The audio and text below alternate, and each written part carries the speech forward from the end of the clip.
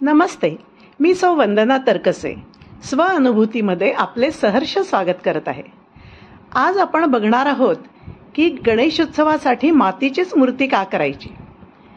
त्यामागची कथा अशी आहे, महर्षी व्यासांनी महाभारत हे महाकाव्य लिहिण्याचा संकल्प केला, पण एवढं मोठं महाकाव्य लिहिण्यासाठी त्यांना उत्तम लेखनिकाची गरज होती। म्हणून ते ब्रह्मदेवाकडे गेले। ब्रह्मदेवाला जेव्हा त्यांनी याबद्दल सांगितलं तेव्हा ब्रह्मदेव म्हणाले की तुम्हाला गणपती बाप्पा एवढा चांगला लेखनिक कुठेच मिळणार नाही, तेव्हा तुम्ही गणेशाकडे जाऊन त्यांना लेखनिक बनण्याची विनंती करा। त्यानंतर महर्षी व्यास गणपती बाप्पाकडे गेले आणि त्यांनी त्यांना महाभारत काव्यासाठी लेखनिक बनण्याची विनंती केली। गणपती बाप्पांनी होकार दिला आणि ते म्हणाले की मी तयार आहे, परंतु एकदा मी लेखणी सुरू केली की मध्ये थांबणार नाही।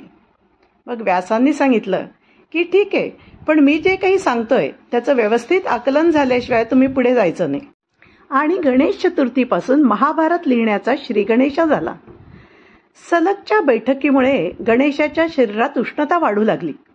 ती उष्णता कमी करण्यासाठी गणपतीच्या शरीरावर मातीचा लेप देण्यात येऊ लागला आणि 10 दिवस सलग मातीचा लेप दिल्यामुळे महाभारत काव्य संपताच गणपतीने मातीच्या गणपतीचा आकार घेतला आणि अंगावरील माती निघून जाण्यासाठी त्याला पाण्यामध्ये ठेवण्यात आले। म्हणून पीओपीचे गणपती करण्यापेक्षा घरी मातीचे गणपती करून त्याचे शास्त्रशुद्ध पूजन करून विसर्जन करावे। मी केलेला गणपती आपणास आवडले असल्यास कृपया माझ्या व्हिडिओला लाईक व शेअर करा आणि चॅनलला सबस्क्राईब करून बाजूच्या बेल आयकॉनला प्रेस करा, म्हणजे माझ्या येणाऱ्या व्हिडिओंचे नोटिफिकेशन्स आपणास तात्काळ प्राप्त होतील। धन्यवाद। जय गणेश।